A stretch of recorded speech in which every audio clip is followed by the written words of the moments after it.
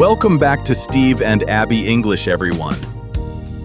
We are so happy you are hanging out with us today. It is a brand new week, and we are ready to dive in. Yes, thank you for joining us again. I feel like this week is just flying by. I was just looking at my calendar this morning and realized it is already Thursday. I am definitely drinking way too much coffee just to keep up with everything. You and me both. I was actually just thinking about how crazy my schedule is right now. I feel like I am running from one meeting to the next. But honestly, sitting down to record this podcast with you is always the best part of my week. It really helps me slow down and just breathe a bit. Aw, that is so nice to hear. I completely agree with you. It is like our own little weekly catch-up session. And speaking of catching up, it is a great time to remind our listeners that if you want to catch every single word of our chat today, you can absolutely do that. Exactly. You can easily download the full free text transcript for this episode right down in the show description. It is such a helpful tool to read along while you listen, especially if we speak a little too fast. And please, don't be hard on yourself if you miss a few words at first. Muscle memory takes a lot of time to build. For sure. Having that transcript open makes a huge difference.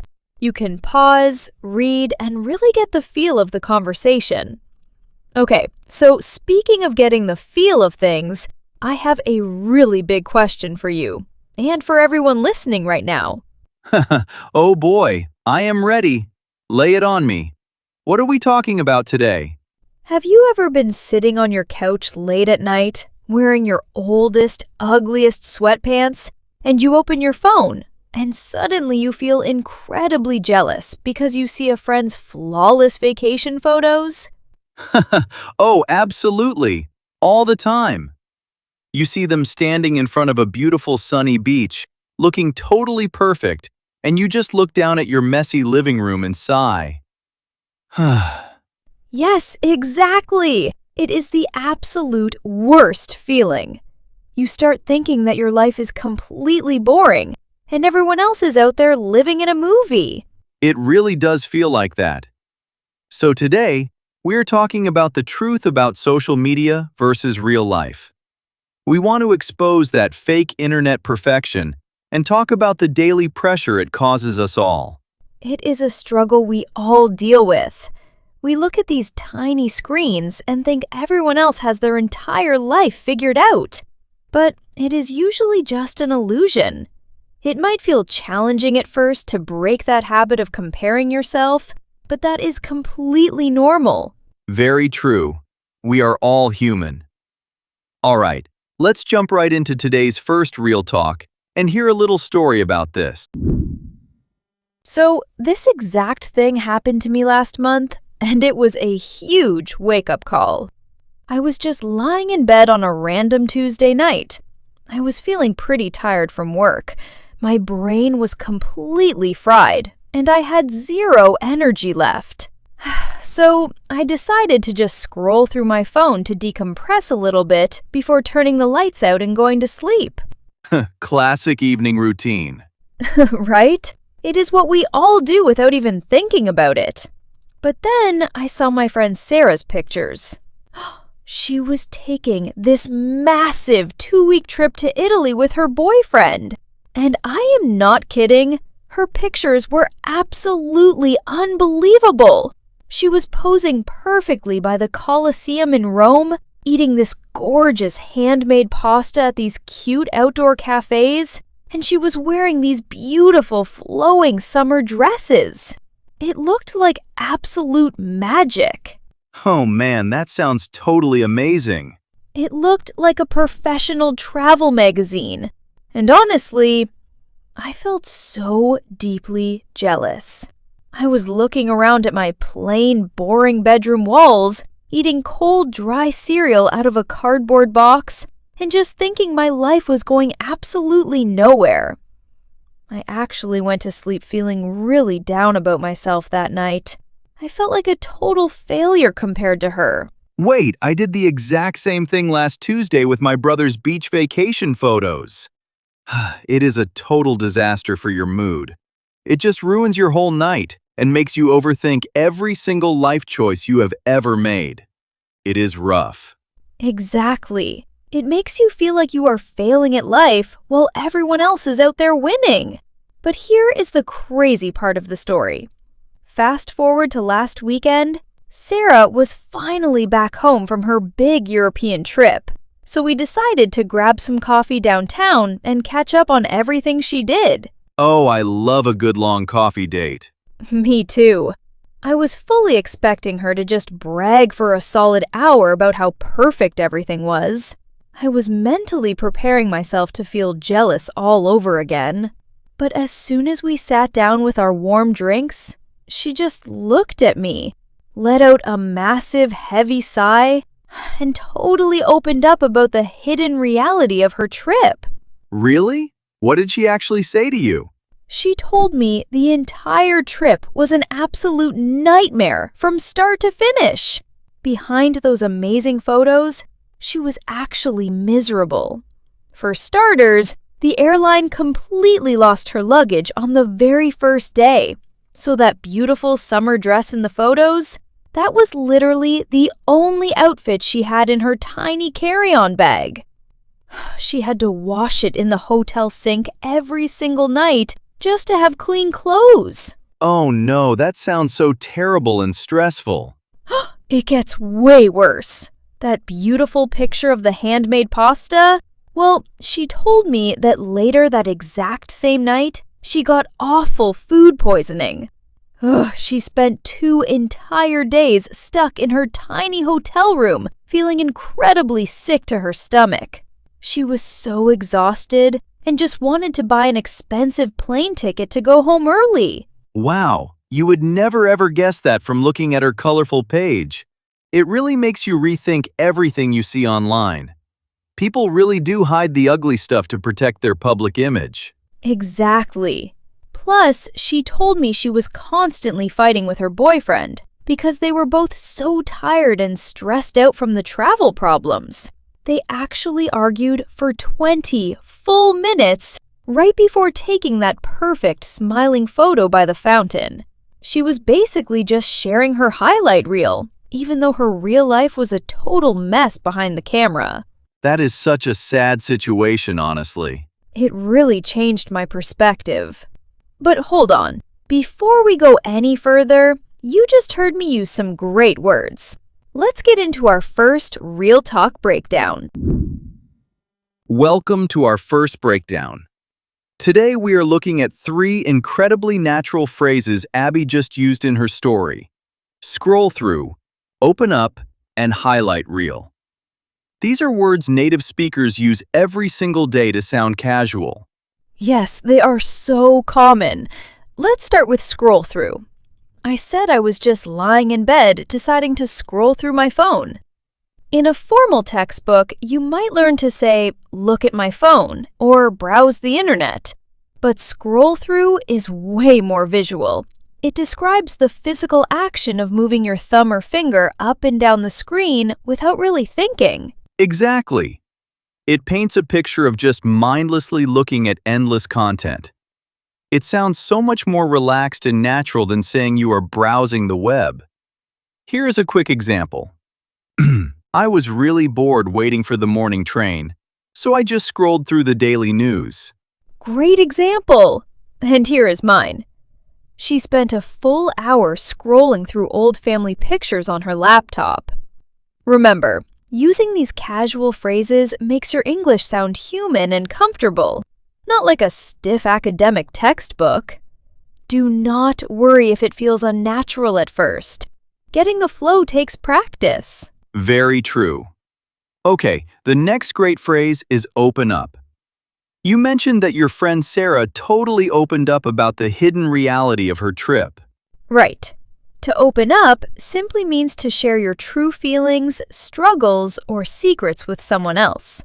Instead of using a formal, heavy phrase like, she disclosed her personal issues, which honestly sounds like a police report, we say open up. It feels warm, safe, and trusting. I love that. It shows a real emotional connection between two friends. If you struggle to use this phrase naturally, don't worry. It might feel tricky at first, but keep practicing. My example is, it takes him a very long time to open up to new people at parties. Nice one. My example would be, I am so glad you opened up to me about your heavy stress at work. Perfect. Now for the last one, highlight reel. This is such a great modern phrase. You said Sarah was basically just sharing her highlight reel on the internet. Yes. Originally in sports, a highlight reel is a short video showing only the best, most exciting moments of a long game. In everyday life, it means someone is only showing the perfect, happy parts of their daily life and completely hiding all the boring, messy, or sad parts. It is such a powerful descriptive image. Instead of formally saying she only showed the positive aspects of her vacation, highlight reel sounds super casual and very modern. Here is my example sentence for you. Please never compare your normal everyday life to someone else's highlight reel. I love that advice. It is so important. Here's another one. His social media page is really just a fake highlight reel of his expensive cars.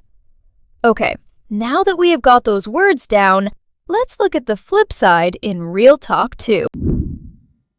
So hearing about Sarah's stressful trip reminds me of a huge lifestyle change I made recently. I realized I was spending way too much time completely glued to my screen. I was constantly checking random notifications, and I had a terrible case of FOMO every weekend. Fear of missing out is honestly the absolute worst feeling. It really is exhausting. Every afternoon, I usually go for a long walk around the local nature park to clear my head after work. But my walks were not relaxing at all anymore. My phone would loudly buzz in my pocket every 2 minutes with urgent work emails or annoying group chats. I just could not turn my anxious brain off. That sounds so incredibly stressful. It really was. One evening I was walking by the lake and I saw this incredibly beautiful sunset. The sky was painting these massive streaks of bright pink and dark orange. But instead of just standing there and looking at it, I immediately pulled out my phone to take a picture for my social media page. Wait, I am so guilty of doing this exact thing. You spend 10 minutes trying to get the perfect lighting instead of actually enjoying the gorgeous view right in front of you. Exactly. It is ridiculous. I was standing there in the dirt, moving around in circles, trying to get the perfect angle. I probably took 20 different pictures. By the time I finally got a decent photo, the sun had already gone down behind the trees. I completely missed the actual magical moment because I was trying to capture it for other people. Oh wow, what a huge, frustrating letdown. That was the ultimate breaking point for me. I felt so silly and annoyed with myself. So, the very next day, I decided I needed a serious digital detox. When it was time for my daily evening walk, I took my smartphone, turned the volume completely off, and left it sitting right on my kitchen counter. I walked out empty-handed. Leaving the house completely without your phone? That is such a bold move. It felt super weird and uncomfortable at first. As I was walking down the street, I kept reaching into my empty pocket out of pure muscle memory. I was constantly worried I might miss an important work message or miss taking a photo of another cool sunset. My FOMO was kicking in really hard for the first 10 minutes. I would probably have a tiny panic attack. It feels like you are totally disconnected from the entire human race when you leave your phone behind. I know exactly what you mean, but I forced myself to push through the anxiety. And let me tell you, it was totally amazing. Once I finally got to the park, everything felt completely different. Because I didn't have a glowing screen to stare at, I actually started noticing the real world again. I heard the birds singing, I felt the cool wind, and I just watched the ducks swimming. That sounds so deeply peaceful and grounding. It was truly incredible. I finally felt present in the moment for the first time in months. I was not worried about anyone else's highlight reel, and I did not care what people were posting online. I just walked around for a solid hour, completely unplugged. I really need to try that soon. You absolutely should. When I finally got back home, my phone was right where I left it. I checked the screen, and guess what? I had not missed anything important at all. Just a few silly dog memes from my younger brother. It proved that the world keeps spinning without me. That is such a completely different vibe. But wait, I heard you drop some highly interesting phrases. Time for our second Real Talk breakdown. Welcome back to our second breakdown.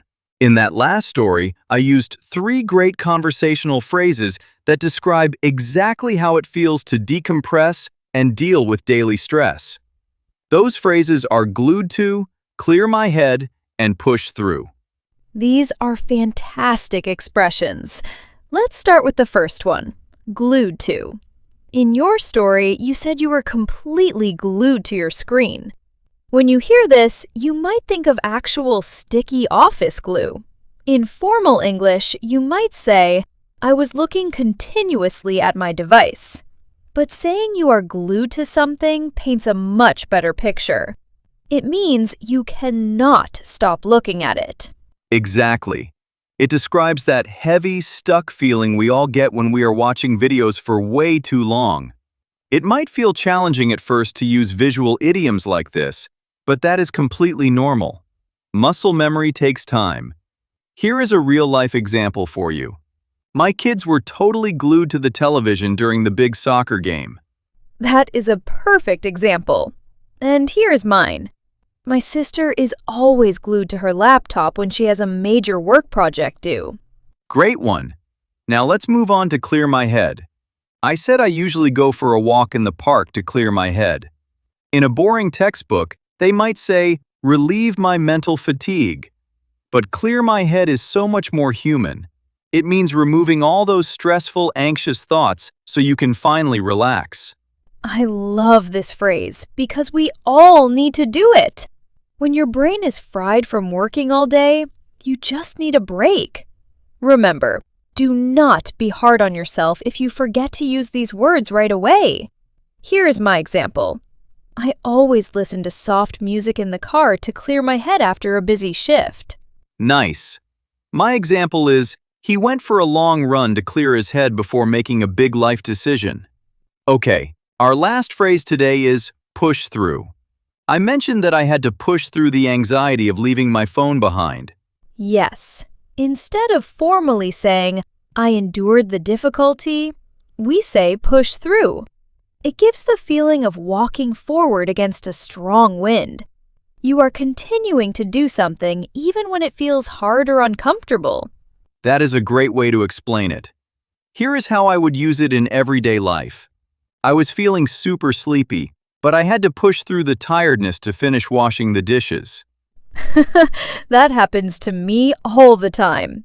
Here's another one. The hiking trail was really steep, but we decided to push through and reach the top of the mountain. We have covered some great expressions today, but there are a few sneaky traps you need to watch out for. Let's jump into common mistakes and make sure you do not get them wrong. Now, let's talk about where people usually get this wrong. Even advanced learners fall into these traps. Oh, definitely. The first trap involves the phrase we learned earlier, scroll through. A lot of learners make the mistake of saying, I was scrolling my phone. Right. That sounds a little bit unnatural to us. The fix is to say, I was scrolling through my phone. Exactly. And the reason is simple. The word through shows the physical motion of going past lots of different pictures and posts. You need that preposition to make the action complete. Makes total sense. Okay, trap number 2 involves opening up. I hear so many students say, she opened up her feelings to me. I hear that all the time too. You should actually say, she opened up about her feelings. Yes, we use the word about because you are opening yourself up, and the topic of conversation is the feelings. You do not physically open the feelings themselves. Spot on. And here is our third trap. It comes from the idea of FOMO, the fear of missing out. The mistake is saying, I do not want to miss out the fun. Oh, I see this one constantly. The quick fix is to always add the word on. You should say, I do not want to miss out on the fun. Precisely. The phrase miss out requires on before you name the event or the activity you are missing. It acts as a bridge. That is a great tip. All right, time for our rapid review. Steve, take it away. Do not say scrolling my phone. Say scrolling through my phone. Do not say open up her feelings. Say open up about her feelings. And do not say miss out the fun. Say miss out on the fun. And that is how you use them in the wild. But how does that compare to what you learned in school? Let's check out textbook versus real life. Welcome to Textbook versus Real Life. Remember, textbook English is 100% understandable, so please do not be hard on yourself if you use it. We just want to help you sound a bit more like a local. Absolutely. Let's look at 5 common phrases from today's stories. Here is the first one. I am very tired from work. My brain is completely fried. Saying your brain is fried is a highly visual way to show you have zero energy left. Number 2. The vacation was very bad. The trip was a total nightmare. Calling a bad trip a nightmare strongly describes the heavy stress you felt. Number 3. We talked about our lives. We caught up on everything. Catch up is the most natural verb native speakers use for talking to old friends. Number 4. I want to relax tonight. I need to decompress tonight. Decompress sounds much more focused on actively releasing the heavy pressure of the day. And number 5. I was looking at the internet. I was scrolling through my phone. Scrolling through perfectly describes the physical action your thumb makes on a modern screen. All right, you have heard us talk enough. It is time to build that muscle memory. Let's jump into the shadowing practice. Before we start, here is a quick pro tip. Please do not rush. Simply hit the pause button after you hear each sentence and repeat it out loud at your own comfortable speed. Our first sentence today is about being completely stuck on your device. You can use this exact phrase when you waste too much time watching videos. Listen and repeat. I was totally glued to my screen. I was totally glued to my screen. Moving on to the second one. You can use this everyday expression when you feel heavily stressed and just need a quiet mental break. Here we go. I need to clear my head. I need to clear my head. And our final expression is about enduring something uncomfortable. You say this when you decide to finish a difficult task anyway. Listen and repeat. I had to push through it. I had to push through it. Great job practicing with us today. Let's wrap things up with some final thoughts. Today we learned that nobody has a perfect life online. Taking a daily break from your phone is a very healthy choice. Language learning is the same. It takes time and some days feel slow. But every time you practice, you are moving forward. Stay consistent, stay curious, and trust the process. Please hit the like button. It only takes 2 seconds and genuinely helps our channel reach more learners. Make sure to subscribe for new episodes every week.